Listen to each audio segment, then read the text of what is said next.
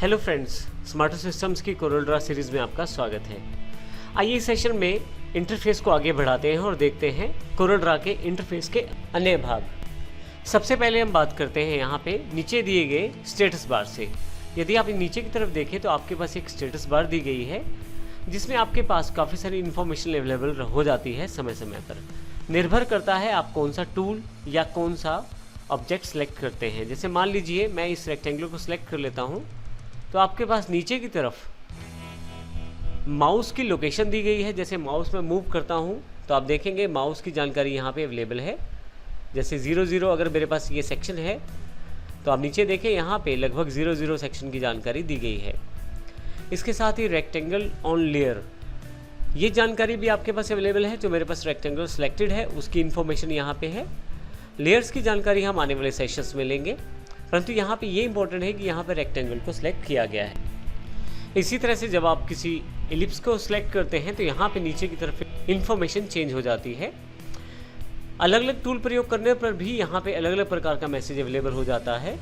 जैसा आप टूल प्रयोग करेंगे उसके अनुसार आपको इन्फॉर्मेशन यहाँ अवेलेबल होती रहेगी। मान लीजिए मैं ये टूल यूज़ कर लेता हूँ तो आप देखेंगे यहाँ डायमेंशंस की जानकारी नीचे अवेलेबल हो गई है। इसके साथ ही यदि आप राइट हैंड साइड की तरफ देखें तो आपके पास सबसे पहले यहाँ डॉकर्स के रूप में काफ़ी सारे ऑप्शन कुछ विंडोज़ के छोटी छोटी विंडोज़ के रूप में दिए गए हैं। जैसे हिंट्स के रूप में ये डॉकर आपके पास अवेलेबल है। हिंट्स के अलावा यदि आप यहाँ इस बार की तरफ देखें ऑब्जेक्ट प्रॉपर्टीज़ भी है, ऑब्जेक्ट मैनेजर भी आपके पास अवेलेबल है, और इसके अतिरिक्त यदि आप किसी और डॉकर को ऐड करना चाहते हैं तो उसको भी ऐड कर सकते हैं। हम इस छोटे से बॉक्स को डॉकर कहते हैं जो हमारे पास यहाँ पे अवेलेबल है।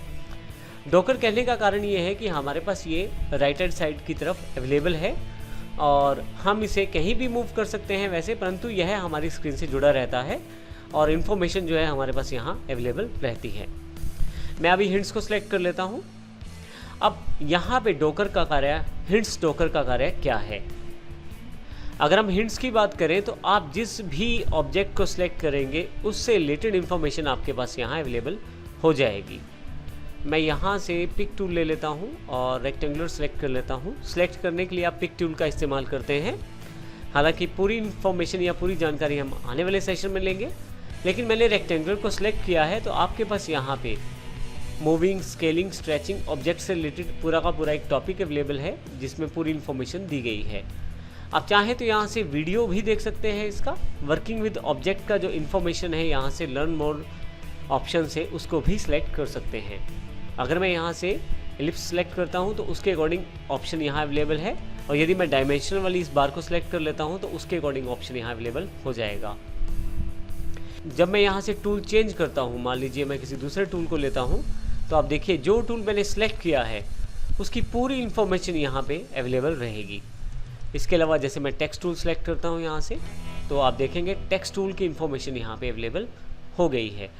तो आप अपने प्रयोग किए जाने वाले टूल्स और जो ऑब्जेक्ट आप प्रयोग करते हैं उनके बीच की रिलेशनशिप की इन्फॉर्मेशन आप यहाँ पे हिंट्स से देख सकते हैं। इसके अतिरिक्त डॉकर में और भी बहुत सारी फैसिलिटीज़ रहती हैं। हिंट्स एक डॉकर है। इसके अतिरिक्त आप ऑब्जेक्ट प्रॉपर्टीज़ पर जा सकते हैं जहाँ से किसी पर्टिकुलर ऑब्जेक्ट या किसी पर्टिकुलर टूल की प्रॉपर्टीज़ भी आप डिसाइड या सेट कर सकते हैं। मैं पिक टूल ले लेता हूँ और यहाँ रेक्टेंगुलर को सिलेक्ट कर लेता हूँ। आप देखेंगे उससे जुड़ी हुई काफ़ी सारी प्रॉपर्टीज़ यहाँ पे अवेलेबल हो गई हैं। अगर मैं एलिप्स लेता हूँ तो उसके अकॉर्डिंग, और यदि डायमेंशंस लेता हूँ तो उसके अकॉर्डिंग प्रॉपर्टीज़ सिलेक्शन में आ जाएंगी। इस प्रकार आप डॉकर का प्रयोग कर सकते हैं। आप चाहें तो डॉकर को ऊपर की तरफ से क्लोज भी कर सकते हैं, परंतु मान लीजिए आपको फिर से इस डॉकर की आवश्यकता रहती है तो विंडोज़ पे जाएँ, डॉकर्स पे आप जिन जिन डॉकर्स को सिलेक्ट करेंगे वो आपके पास अवेलेबल हो जाएंगे। मैं यहाँ से अभी हिंट्स को सिलेक्ट करना चाहता हूँ तो हिंट्स मेरे पास अवेलेबल हो गया है। आप देखेंगे यहाँ पे जो ऑब्जेक्ट प्रॉपर्टीज़ और ऑब्जेक्ट आपके पास एक्सप्लोरर अवेलेबल था वो नहीं है अभी। मैं प्लस पे क्लिक करके भी इसे यहाँ से ऐड ऑन कर सकता हूँ। आप देखेंगे हिंट्स सिलेक्टेड है तो यहाँ पे चेक बॉक्स में क्लिक का साइन अवेलेबल है। और यदि आप किसी और डॉकर का इस्तेमाल करना चाहते हैं जैसे ऑब्जेक्ट प्रॉपर्टीज़ का और ऑब्जेक्ट मैनेजर का, और यहाँ पे आप देखें कि ये सभी यहाँ पे जुड़ना शुरू हो गए हैं। मैं जैसे ही बाहर क्लिक करता हूँ मेरे पास वो सभी डॉकर्स अवेलेबल हैं जो पहले थे। हिंट्स पे क्लिक करते ही हिंट्स का डॉकर मेरे पास अवेलेबल हो जाता है। आइए अब हम बात करते हैं कलर सेक्शन की। यहाँ पे कलर बार दी गई है आपके पास सबसे लास्ट में। आप चाहें तो माउस को यहाँ रखते हुए जब 4 एरोज वाला आइकन आपके पास अवेलेबल हो जाए तो आप इसको ड्रैग करके बाहर भी ला सकते हैं। अपने अकॉर्डिंग इसको हाइट विड्थ में सेट कर सकते हैं। मैं इसे वापस वहीं ले जाना चाहता हूँ तो मैं इसे वापस वहीं ले जाकर रीसेट कर सकता हूँ। किसी भी ऑब्जेक्ट में आप कलर फिल कर सकते हैं और ये कलर आप यहाँ से चूज़ कर सकते हैं कलर टूल बार से या कलर बार से। मैं रेक्टेंगुलर सेलेक्ट कर लेता हूँ और किसी भी कलर पे क्लिक करता हूँ तो वो फिल हो जाता है कलर। मैं थोड़ा जूम करके देख लेता हूँ। आप देखें कि जैसे ही कलर सेलेक्ट करता हूँ यहाँ पे कलर जो है चेंज होना शुरू हो गया है। आप चाहें तो बाउंड्री लाइन का कलर भी यहाँ से चूज़ कर सकते हैं। केवल आपको राइट क्लिक करना है जो कलर आपको सेलेक्ट करना है। अब देखें मैं यहाँ राइट क्लिक कर रहा हूँ तो मेरे पास जो कलर सिलेक्शन है वो चेंज हो रहा है कुछ इस तरह से।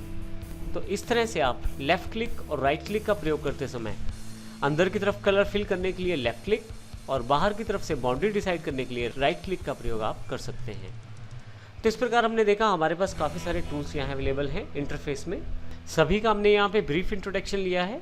आने वाले सेशंस में हम इनको डिस्क्रिप्टिव रूप में भी जानने की कोशिश करेंगे। धन्यवाद।